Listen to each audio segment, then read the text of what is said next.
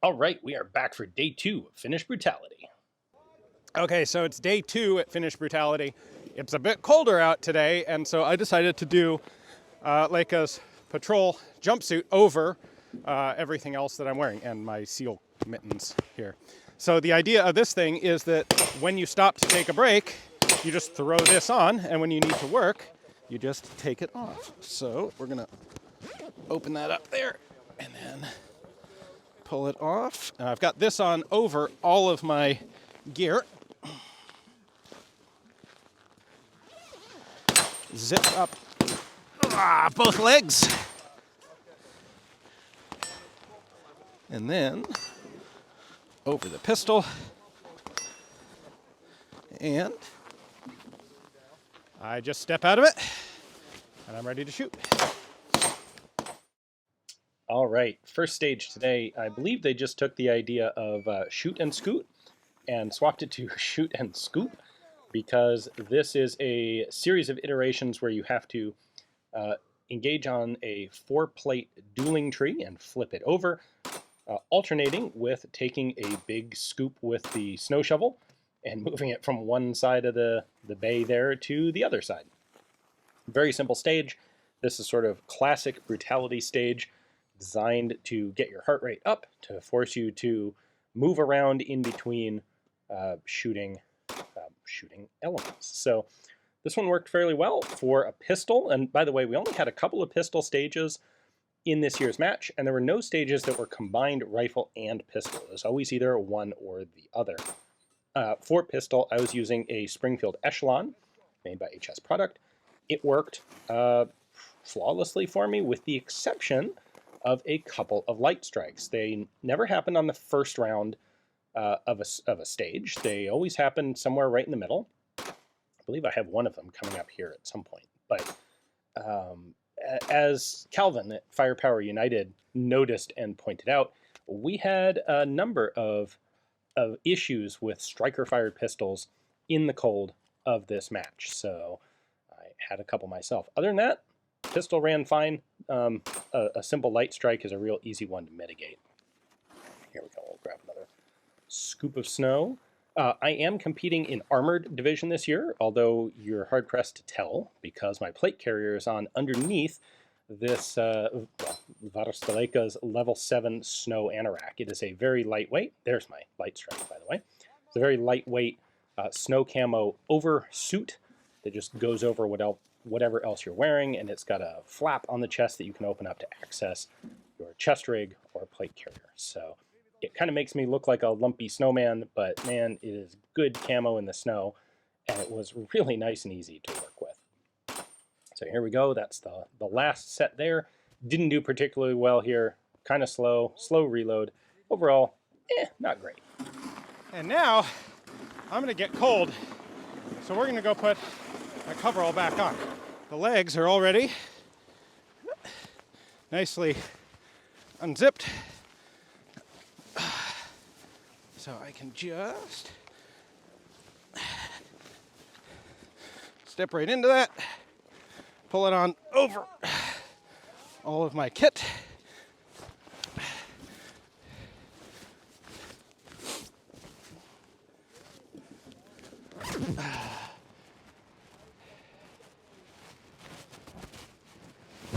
Wrong zipper.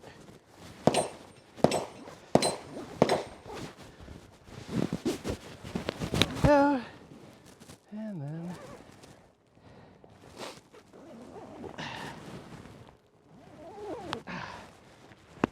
there we go, and warm again.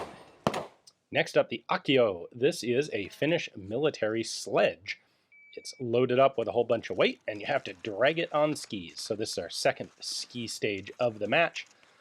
This one, the skiing was a little bit easier because we had a bigger, wider area to work with, but the shooting was a little bit harder. So the deal here is we have 3 basically IPSC bays that we're shooting on with a couple of hanging targets, and each one of them includes a small gong, like an 8-inch gong.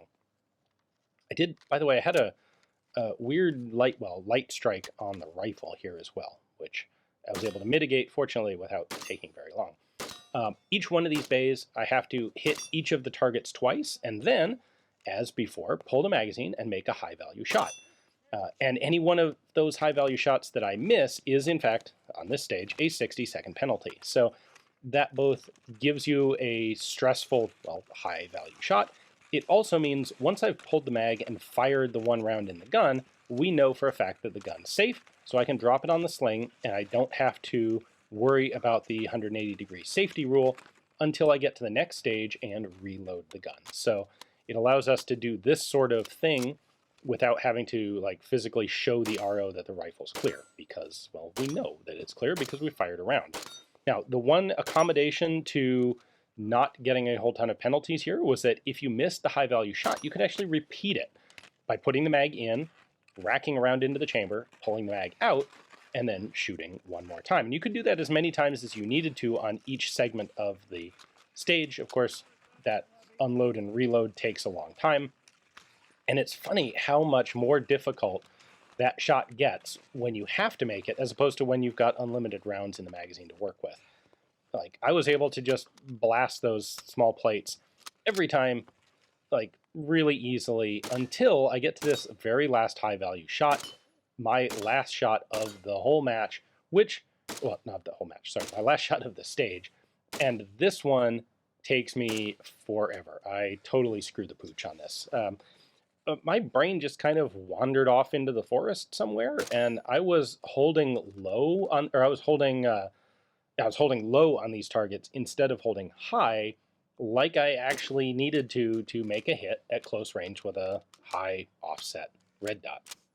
So this will take me, well, spoiler, I do manage to get this stage finished under par time, but again, just barely, kind of like the first stage on day one. Ultimately, I go down to kneeling here to try and get a little more stable and make the hit. Still don't have it. A little annoying.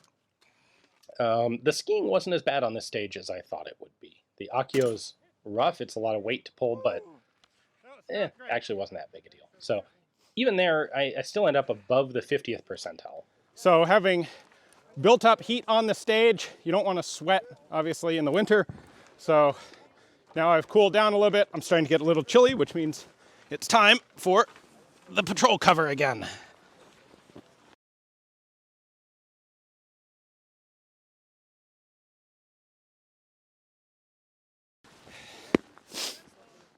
Here's another fun one, bayonet drill. So we had a bunch of AKs with bayonets as stage guns. These were all actually dummy guns that were welded shut that they then mounted bayonets to. And you have to engage, make 4 pistol hits, and then you have to push each one of these bayonet dummies all the way back to the rear leg of that mounting structure. Those are big logs wrapped in some padding. Now we've got a target on the left and a target on the right. The left side target has 2 poppers in front of it. The poppers are no-shoots, and not only are they no-shoots, but if you hit one, you actually have to clear your pistol and then run up and reset the popper so that, of course, you have an opportunity to make the no-shoot again. This was one where it really forces you to make a careful shot on the left-hand target. And I had a couple where I was aiming a bit too high just to make sure I didn't hit the poppers. I have another light strike there. Again, easy to clear, but a bit unexpected. And then one more round of bayonet drill here. And there we go. This was a lot of fun. Like, you don't normally get to do bayonet drill in a shooting match, and that was pretty cool. We did break a number of the bayonets. I didn't myself, but over the course of the match, several of them got snapped off, which was kind of funny, made for some cool photos. There we go, reload, finish off the shooting. That was a nice, successful stage. Although I still did it pretty slowly compared to everyone else.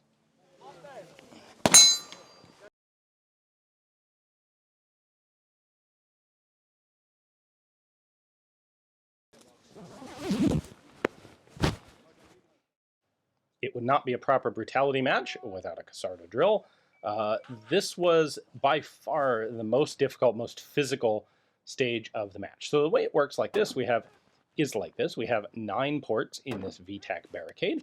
You start by shooting, you have to hit each of the targets once, through the port. Then you come over, throw the kettlebell past the cones, and then drag it back to the starting point. You then go back to the barricade and make 2 hits through port number 2. You then repeat this process through all 9 ports. So you only have to make 18 hits, but you have to throw and retrieve that kettlebell 8 or 9 times.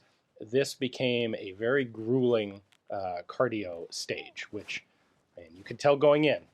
This is one where up to this point in the match, I've only had 1 penalty. My goal in brutality matches is to complete them without any penalties, because frankly, if you don't get any penalties, you're pretty much guaranteed to be nicely high in the scores. I only had 1 going into this stage, and that was from the ice bath at the end of day 1, and I was kind of concerned that I might not be able to make it through this stage in the maximum 180-second par time. In fact, a majority of people in the match did not make it through this stage. The bottom slots are all pretty challenging because you have to roll the rifle over and then get really close to the ground. The horizontal and diagonal ports are challenging because, again, you have to put the rifle at kind of a weird angle. Fortunately, I took my experience from the barricade drill on day 1 and put it to good use here, realizing that I don't need to compensate at this range. I don't need to compensate for the red dot at all. I just held center mass on the plates, and I was able to make the hits without any problem. Also kind of nice that that kettlebell slides nicely on the packed ice that we had here on the ground. So ports 7 and 8 are really easy. They're big square ports where I don't have to do anything funky with the rifle. Just throw it in the port, get the dot on target, and pull the trigger. It will only be the last one that will give me a little bit of trouble. In fact, you'll notice here I ditched the magnifier once again on this because I didn't want to have to deal with getting my face into the proper position. That rifle is so light. It's under 6 pounds with the optic. It's so light that I can hold it in any kind of weird position. I don't even have to have the buttstock braced. As long as the dot's on the target, I can make hits. So that one was a little weird, trying to tilt it away from me. I flipped over to shooting right-handed to get a better sight picture, and that was able to do it. So very, very happy that I managed to pull this one off in under par time. I actually did really well on this stage as a result.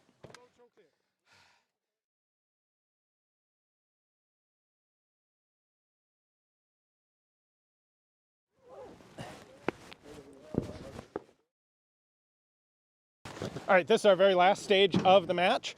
It's a fairly short one with a Molotov cocktail, which is going to be awesome. But I figured I'll just stay in my patrol coverall. I've unzipped it, and I've just tucked the front flap in there, so I have access to all of my chest rig material.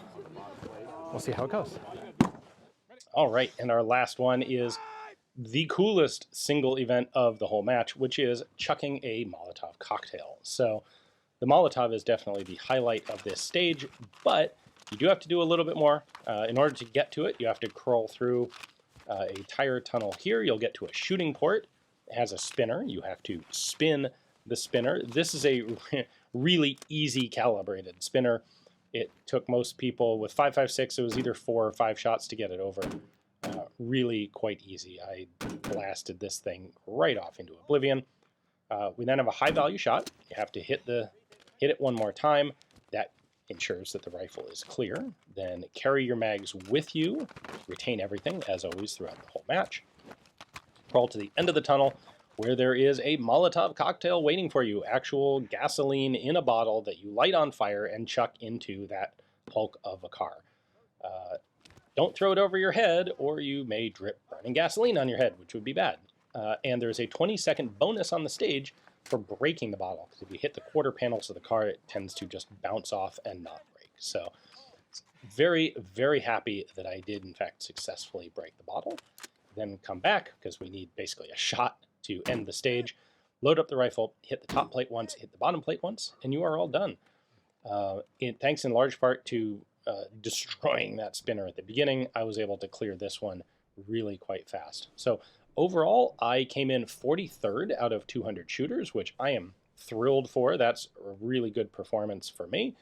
I was in Armored Division. I was 29th out of 127 people in Armored. And it's frankly really cool to see that a significant majority of the competitors in the match overall were in the armored division. This is intended to be physically difficult, and wearing rifle plates to do a match like this definitely cranks up the difficulty. So we'll end this with a cool high-speed shot of me, fortunately managing to hit just in front of the car and get a nice fiery explosion going into the doors. This was an awesome match. Huge thanks to Varusteleka for putting this on, for having me out. I look forward to next year. Hopefully you guys enjoyed the video. Thanks for watching.